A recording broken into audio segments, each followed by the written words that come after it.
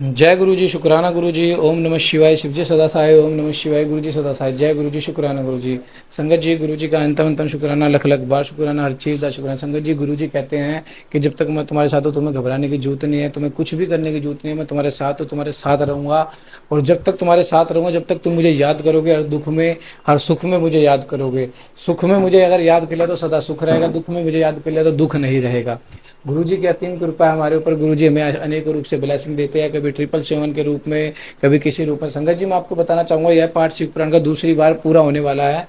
और संगत जी, हम तीसरी बार भी करेंगे और हम करते रहेंगे। यह सेवा रेगुलर सेवा चलेगी संगत जी, जब तक हम जिंदा रहेंगे यह सेवा चलती रहेगी, क्योंकि सेवा कभी नहीं रुकेगी, सेवा हमेशा चलती रहेगी। सेवा का बहुत बहुत महत्व है हमारे जीवन में, क्योंकि सेवा अगर आपने रोक दी, अगर गुरु जी का सिमरन करना आपने रोक दिया, तो आप फिर आगे क्या बढ़ पाओगे, क्या ही कर पाओगे। तो पाठ की सेवा चलती रहेगी। आप लोगों तक शेयर कीजिए शिव पुराण के पाठ को, ज़्यादा से ज़्यादा लोगों तक, ताकि ज़्यादा से ज़्यादा लोग जुड़े, ज़्यादा ज़्यादा लोग हमारे साथ जुड़ पाए, ज़्यादा से ज़्यादा संगत बढ़ पाए, ज़्यादा से ज़्यादा हम लंगर सेवा कर पाए, क्योंकि 7 जुलाई को गुरु जी की लंगर सेवा होगी। जय गुरु जी, शुक्राना गुरु जी, अंतम तम शुक्राना, लख लख बार शुक्राना। जय गुरु जी। जय गुरु जी।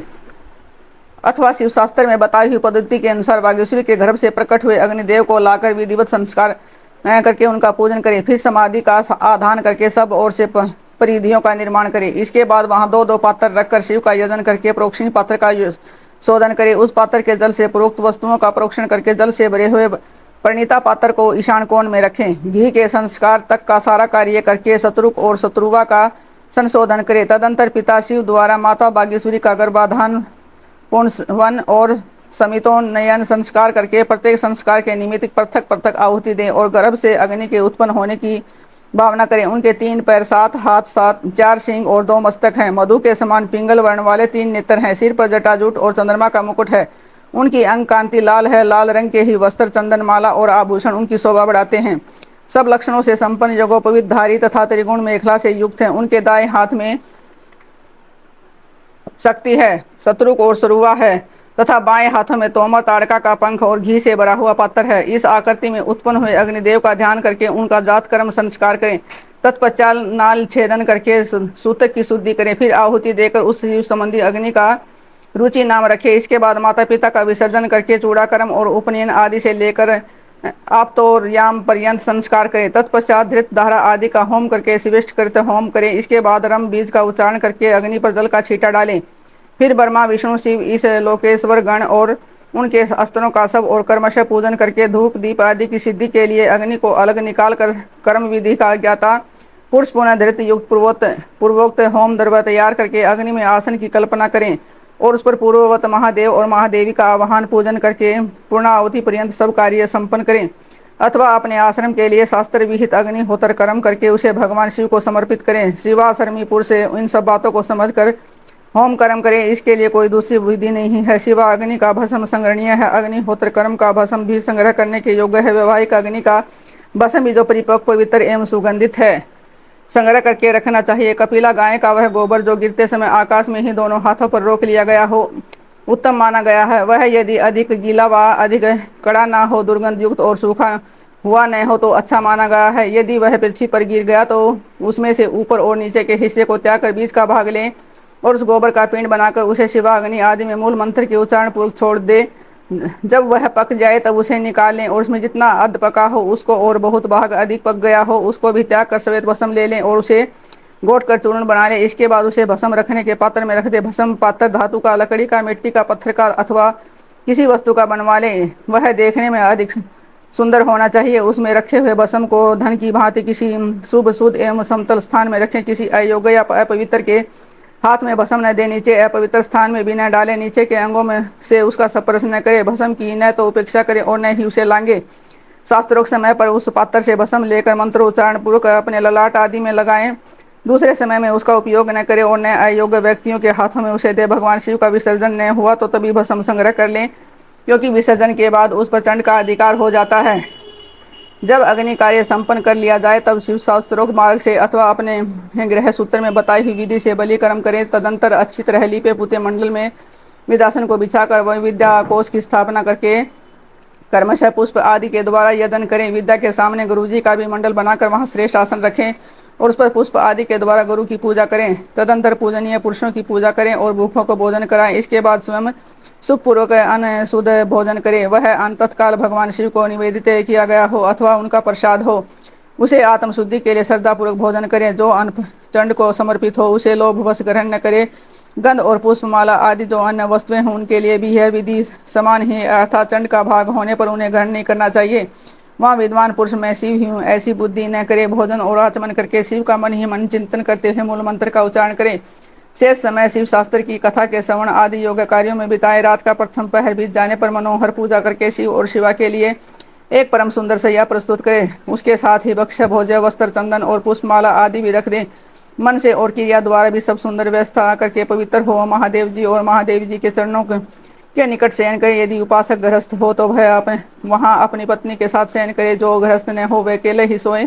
उस काल आया जान मन ही मन पार्वती देवी तथा पार्षदों सहित अविनाशी भगवान शिव को प्रणाम करके देश कालोचित कार्य तथा सोच आदि कृत्य पूर्ण करें। फिर यथाशक्ति शंख आदि वादों की दिव्य ध्वनियों से महादेव और महादेवी को जगाएं। इसके बाद उस समय खिले हुए परम सुगंधित पुष्पों द्वारा शिव और शिवा की पूजा करके पूर्वोक्त कार्य आरंभ करें। काम्य कर्म के प्रसंग में शक्ति सहित पंचमुख महादेव की पूजा के विधान का वर्णन तदंतर शिव आश्रम सेवियों के लिए नैमित्तिक कर्म की विधि बताकर अपमान जी ने कहा, ये दोनों जब मैं काम्य कर्म का वर्णन करूंगा जो इहलोक और परलोक में भी फल देने वाला है। सेवतः माहेश्वरों को कर्म से भीतर और बाहरी से करना चाहिए। जैसे शिव और महेश्वर में यह अत्यंत भेद भी नहीं है, उसी प्रकार शिव और माहेश्वरों में भी अधिक भेद नहीं है। जो मनुष्य शिव के आश्रित रहकर ज्ञान यज्ञ में तत्पर होते हैं वे कैसे कहलाते हैं, और जो शिवाश्रित भगत भूतल पर कर्म यज्ञ में संलग्न रहते हुए महान ईश्वर का यजन करने के कारण महेश्वर कहे गए हैं। इसलिए ज्ञान योगी सेवकों को अपने भीतर भगवान द्वारा कर्म का अनुष्ठान करना चाहिए और कर्म परायण माहेश्वरों को बाहर विहित धर्मों तथा उपकरण द्वारा उसका संपादन करना चाहिए। आगे बताए जाने वाले कर्म के योग में उनके लिए कोई भेद नहीं है। गंध वर्ण और रस आदि के द्वारा विधि पूर्वक भूमि की परीक्षा करके मनो अभिलिषित स्थान पर आकाश में चंदोवा तान दे और स्थान को भली भांति लीप पोत कर दर्पण के समान स्वच्छ बना ले। तत्पश्चात शास्त्रों का मार्ग से वहाँ पहले पूर्व दिशा की कल्पना करे। उस दिशा में 1 या 2 हाथ का मंडल बनाए। उस मंडल में सुंदर अष्टदल कमल अंकित करे। कमल में कर्ण भी होनी चाहिए। यथासंभव संचित रतन और सुवर्ण आदि के चूर्ण से उनका निर्माण करे। वह अत्यंत शोभायमान और 5 आवरणों से युक्त हो। कमल के 8 दलों में पूर्वादि क्रम से अणिमा आदि 8 सिद्धियों की कल्पना करे तथा उनके केसरों में शक्ति सहित वामदेव आदि 8 हैं। रुद्रों को पूर्वादि दल के क्रम से स्थापित करे। कमल की कर्णिका में वैराग्य को स्थान दे और बीजों में 9 शक्तियों की स्थापना करे। कमल के कण में शिव संबंधी धर्म और नाल में शिव संबंधी ज्ञान की भावना करे। कर्णिका के ऊपर अग्नि मंडल, सूर्य मंडल और चंद्र मंडल की भावना करे। इन मंडलों के ऊपर शिव तत्व, विद्या तत्व और आत्म तत्व का चिंतन करे। संपूर्ण कमलासन के ऊपर सुखपूर्वक विराजमान और नाना प्रकार के विचित्र पुष्पों से अलंकृत 5 आवरणों स्थित भगवान शिव का माता पार्वती के साथ पूजन करे। उनकी अंग कांति शुद्ध सप्तिक मणि के समान उज्ज्वल है। ये 70% रहते हैं। उनकी प्रभा शीतल है। मस्तक पर बिंदुन मंडल के समान चमकीली जटा रूप मुकुट है। उनकी शोभा बढ़ाता है। वे व्याघ्र चरम धारण किए हुए हैं। उनके मुखारबिंद पर कुछ कुछ मंद मुस्कान की छटा छा रही है। उनके हाथ की हथेलियों और पैरों के तलवे लाल कमल के समान अरुण प्रभा से उद्भासित हैं। वे भगवान शिव समस्त शुभ लक्षणों से संपन्न और सब प्रकार के आभूषणों से विभूषित हैं। उनके हाथों में उत्तमोत्तम दिव्य आयुध शोभा पा रहे हैं और अंगों में दिव्य चंदन का लेप लगा हुआ है। उनके 5 मुख और 10 भुजाएं अर्ध हैं। अर्ध चंदन उनकी शिखा के मणि हैं। उनका पूर्ववर्ती मुख प्रातःकाल के सूर्य की भांति अरुण प्रभा से उद्भासित एवं सौम्य है। उसमें 3 नेत्र रूपी कमल खिले हुए हैं तथा सिर पर बाल चंद्रमा का मुख शोभा पाता है। दक्षिण मुखी नील जलधर के समान श्याम प्रभा से भाषित होता है। उसकी भौहें टेढ़ी हैं। वह देखने में भयानक है। उसमें गोलाकार लाल लाल आंखें दृष्टिगोचर होती हैं और दाढ़ों के कारण वह मुख विकराल जान पड़ता है।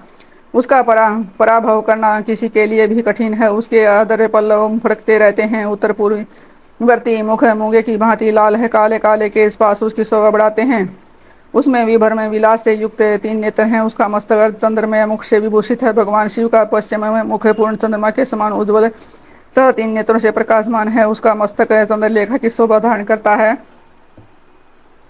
वह मुख देखने में सौम्य है और मंद मुस्कान की शोभा से उपासकों के मन को मोह लेता है। उसका 5वां मुख सप्तिक कमल के समान निर्मल चंद्रलेखा से समुज्वल अत्यंत सौम्य तथा 3 प्रफुल्ल सप्तिक मणि के समान निर्मल चंद्रलेखा से समुज्वल अत्यंत सौम्य तथा 3 प्रफुल्ल नेत्र कमलों से प्रकाशमान है। भगवान शिव अपने दाहिने हाथों में शूल परशु वज्र खड्ग और अग्नि धारण करके उन सब की प्रभा से प्रकाशित होते हैं। बाएं हाथों में नाग बाण घंटा पास तथा अंकुश उनकी शोभा बढ़ाते हैं। पैरों से लेकर घुटनों तक का भाग निवृत्ति कला से संबंध है। उसके ऊपर नाभि तक का भाग प्रतिष्ठा कला से कंठ तक का भाग है।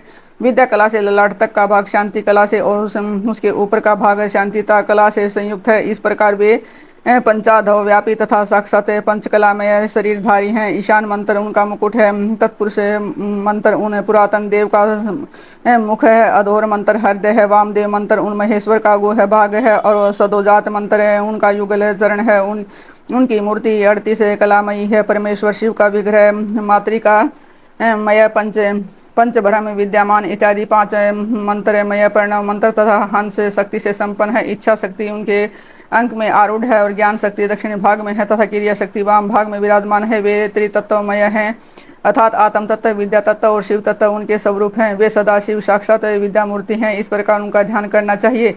मूल मंत्र से मूर्ति की कल्पना और सकलीकरण की क्रिया करके मूल मंत्र से ही यथोचित रीति से कर्मशपाद आदि विशेषार्थ पर्यंत पूजन करे। फिर पराशक्ति के साथ साक्षात मूर्तिमान शिव का प्रयुक्त मूर्ति में आवाहन करके सव्य व्यक्ति रहित परमेश्वर महादेव जी का गंध आदि पंचोपचारों से पूजन करें।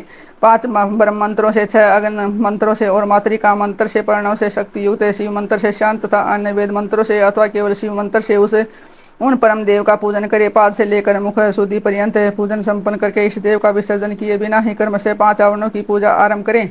जय गुरु जी, शुक्राना गुरु जी, संगत जी, गुरु जी का अनंतम शुक्राना, बहुत बहुत शुक्राना गुरु जी। ऐसे ही अपनी ब्लेसिंग हमारे पास बनाते रहे, गुरु जी हमें अपनी ब्लेसिंग देते रहे। कहेंगे संगत जी गुरु जी जितनी ब्लेसिंग हमें देंगे उतना ही हमारे लिए अच्छा है। गुरु जी हमें जितना ब्लेस करेंगे हमारे लिए उतना अच्छा है, क्योंकि संगत जी गुरु जी की ब्लेसिंग चारों तरफ हमें मिलती है और गुरु जी हमें ब्लेस करते चले जाते हैं। गुरु जी ब्लेसिंग बहुत जरूरी है, गुरु जी की ब्लेसिंग बहुत जरूरी है। और देखो संगत जी मैं आपको एक ही चीज़ कहना चाहूँगा, कितना भी कष्ट क्यों ना आए, कितने भी दुविधा क्यों ना आए, अपना तो कभी अमृत वेला छोड़ना ना, कभी आप गुरु जी का सिमरन करना छोड़ना। क्योंकि गुरु का ही अगर सिमरन छोड़ दोगे कष्ट में तो फिर गुरु जी पे विश्वास कैसा। संगत जी गुरु जी भी परीक्षा लेंगे और अच्छे से लेंगे, लेते रहेंगे तो गुरु जी पे विश्वास होगा। गुरु जी आपका हमेशा साथ जरूर देंगे, गुरु जी आपके साथ जरूर देंगे, आपका साथ जरूर देंगे। जय गुरु जी, शुक्राना गुरु जी। ओम नमः शिवाय, शिव जी सदा सहाय। ओम नमः शिवाय, गुरु जी सदा सहाय। जय गुरु जी। पाठ को लाइक करें, सब्सक्राइब करें, चैनल को आगे शेयर करें ताकि ज़्यादा से ज़्यादा लोग जुड़ पाए। जय गुरु जी, शुक्राना गुरु जी।